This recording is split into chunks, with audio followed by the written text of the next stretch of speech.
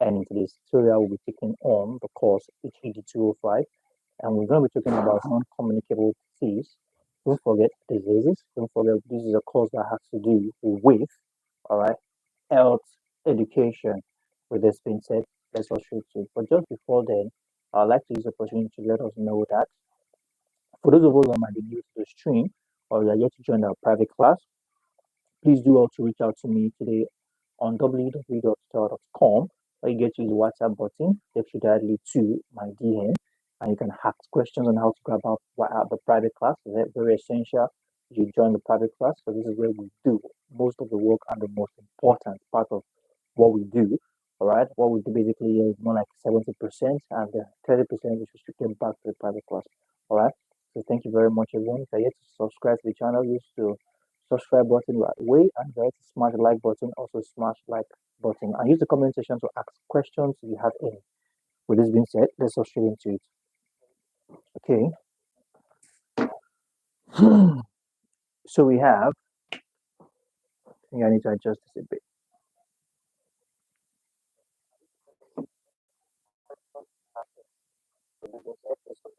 Now we have HED. Oh, sorry. Picks the wrong marker. HED205, and we have non-communicable diseases. All right, we have non-communicable diseases. Now, when we talk about non-communicable diseases, what should come in mind? Now, these are diseases, like it says, is non-communicable. All right, it is not like the likes of flu, cough, or HIV. All right, these are non-communicable diseases in the sense that we have the likes of diabetes, we have the likes of cancer, we have the likes of heart. All right, heart diseases. All right, are all collectively responsible. And one thing with these diseases is that over time they increase the level at which people are dying, right? The level at which people are being lost to such diseases has increased over time.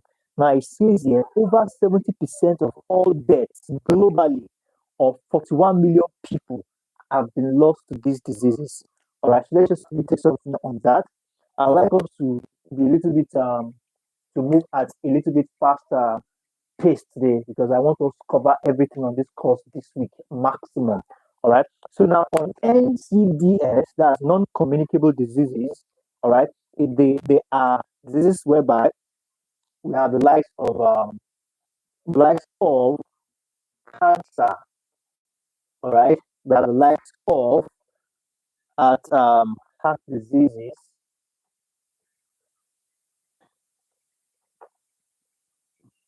Okay. The likes of heart diseases. We have the likes of diabetes. Diabetes, etc. All right, like I said, these diseases are not like flus or cough that we can easily contact them from their carriers. These are chronic diseases that have that loss of life has been lost to. All right, according to what we have on in our material, it says these diseases collectively, okay, could be one, it could be two, as is responsible for over 70%. All right, responsible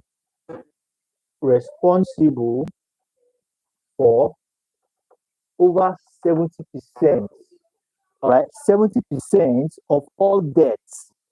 All right, of all deaths globally, of all 70% of all deaths globally. All right, so we have that as that. Now, as these diseases, such as diabetes, cancer, heart diseases, as we said, they are responsible for over 70% of deaths globally. Now, among which 15 million people were estimated to be what? Dying prematurely between the age of 30 and 69 years old. All right. So people that are mostly affected, according to this analysis, according to these statistics, are people within the age range, right? Range of age range of 30 and 69 years.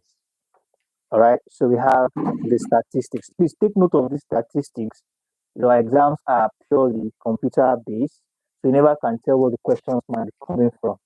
So we have now, according to World Health Organization in the year 2019, all right, according to the World Health Organization in the year 2019, it says the world, all right, will face another influenza pandemic.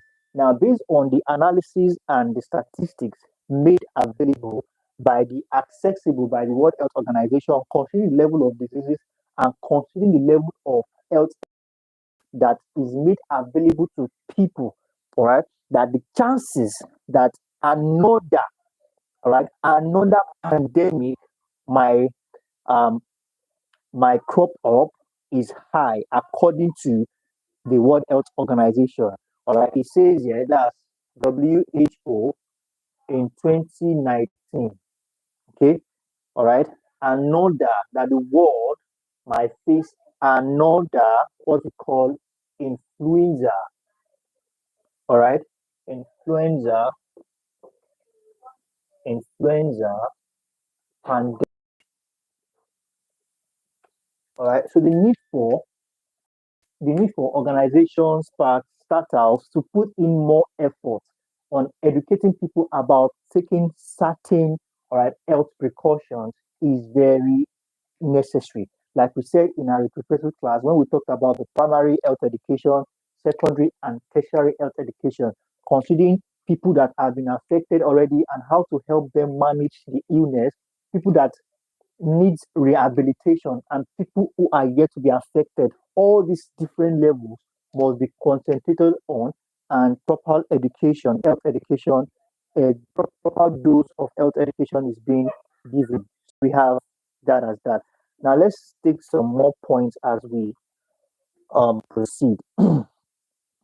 Okay, now it says here in the year 2017, around 600,000 cases of tuberculosis were resistant to ampicillin. Now, the most effective first line drug, which is about 82% of these people had multiple drug resistance, which is to tuberculosis. Now, this is another analysis by the World Health Organization.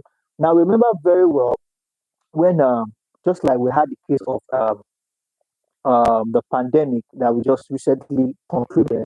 I think that's about 2020, that should be about 2020, if I'm not mistaken.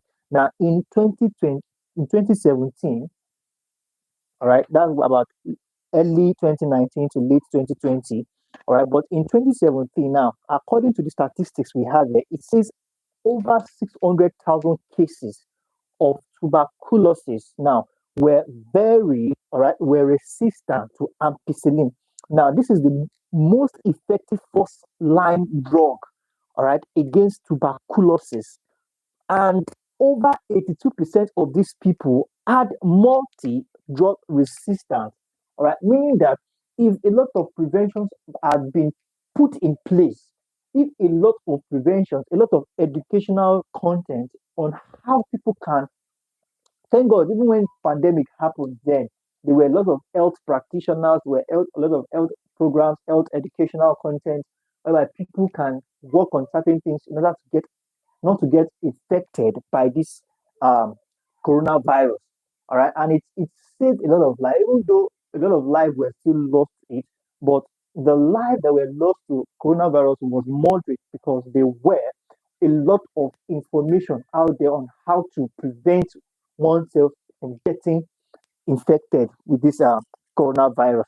So basically, just we have that as that here as what the World Health Organization has just specified. Now, it said that in the year 2018, all right, the Democratic Republic of Congo saw two separate Ebola outbreaks, both of which spread to cities of more than 1 million people. Now, these are cases, all right. Let's take note of this too. In the year 2018, all right, in 2018, something happened, all right, in where we call the Republic of Congo, all right, Republic. Yeah, I think we are back now and we are good to go. So let's proceed.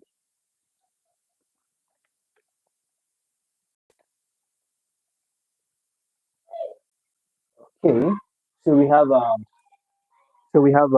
as that. Now let's continue.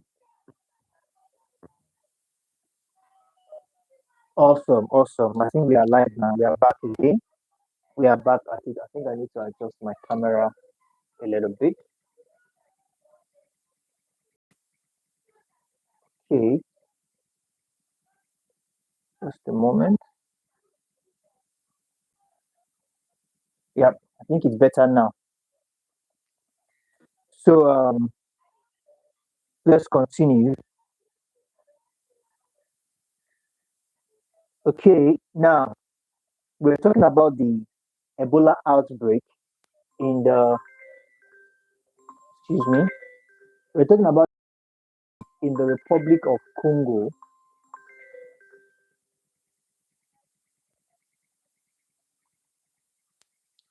We're talking about the Ebola outbreak in the Republic of Congo. Okay, this this is one of the things we are talking about. All right. So now let's take a step further. Now it says here that now we have series of outbreaks, series of experiences of diseases and outbreaks we're experiencing could have been managed properly, could have been subdued properly if there was enough education about how people can go about working on health practices. It will have saved us a lot. So now let's take a step further.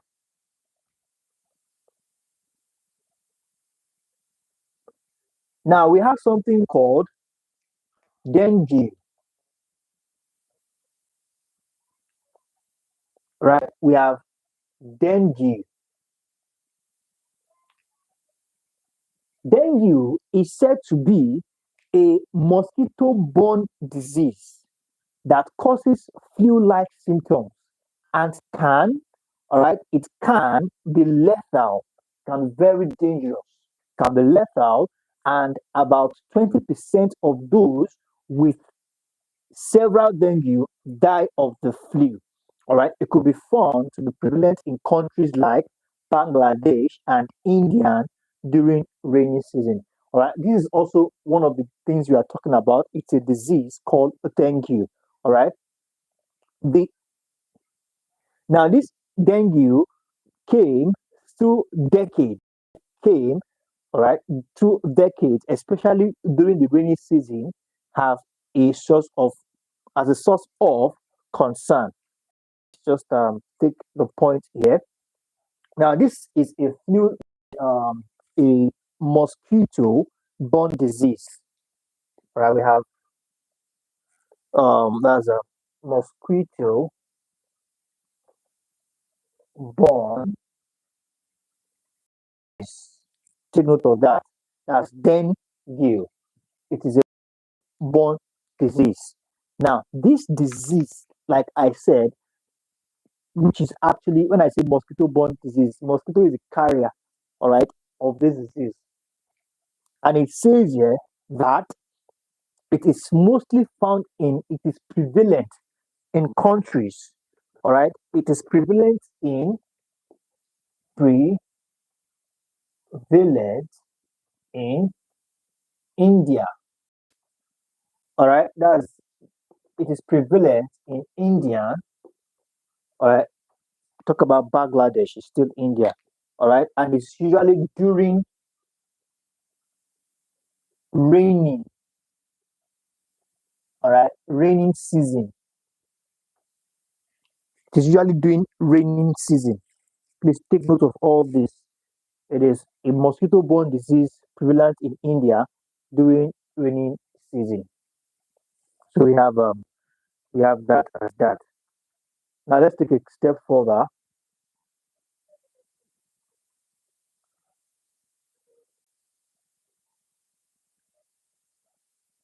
Now there's something called vaccine, all right? Vaccine hesitancy. Vaccine hesitancy. This is the reluctant or refusal to vaccine, all right, despite the availability of vaccines. Now, this is very common in some rural communities where there is inadequate public awareness, all right.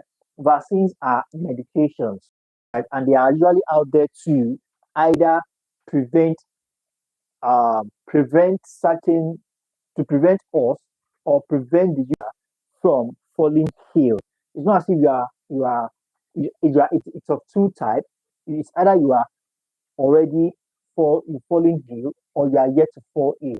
Now you can take vaccine to be like a shield, like an antivirus, a shield to protect you against any kind of attack from any disease. All right, it could be that, and it could be that you've already been affected by a certain disease, and the vaccine is going to help you knock the disease out. So now, on that, there's something called vaccine hesitancy.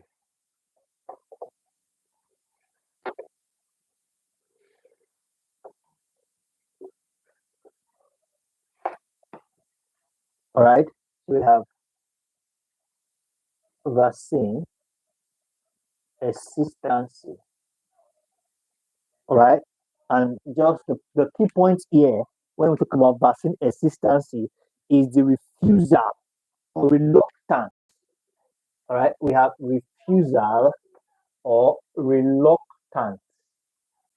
All right, refusal or reluctance to vaccine.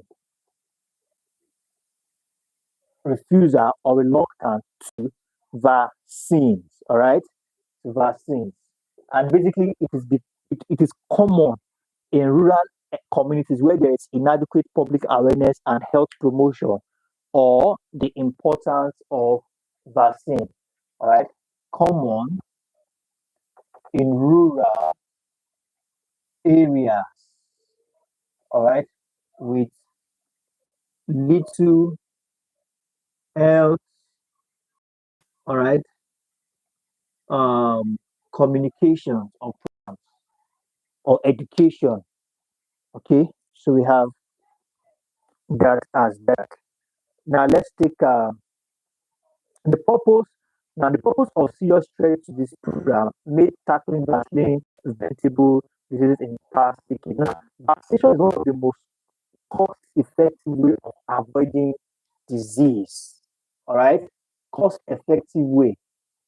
We have vaccination is what the most. All right, let's just say one of the most. Let's not say the most. One of the most. Okay, one of the most cost-effective. One of the most cost. All right, effective ways of avoid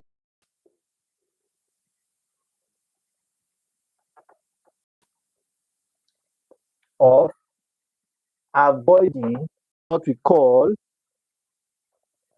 avoiding diseases. Okay, so we have that as that.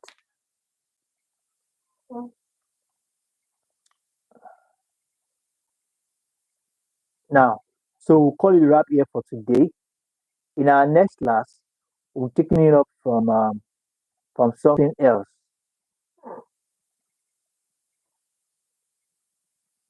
Okay, so now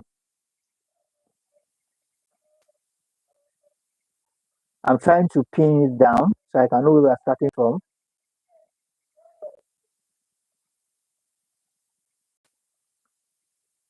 Now, it's still on health promotion. All right, so we're still going to be talking about health promotion, but we're going to be taking our bearing from the importance. Or I'm just going to highlight this now that I can know where we are starting from next. Now you can imagine all these things we are saying. It is still tied down to the importance of health education. All right. So now let me give us an assignment. Let me give us an assignment.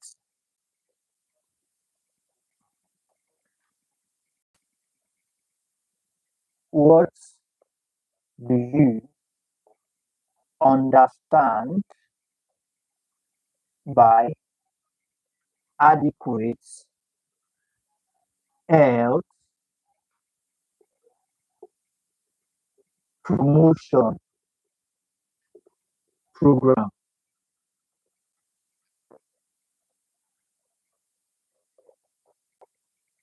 So thank you very much, everyone. I believe you've been able to gain a thing or two in today's class. Please do well to reach out to me on www.tutorial.com so you can be added to the private class, and also do well to submit your notes to all right private class as this class concludes for tonight. I look forward to seeing all the subsequent tutorials. Do have a wonderful evening. Bye for now.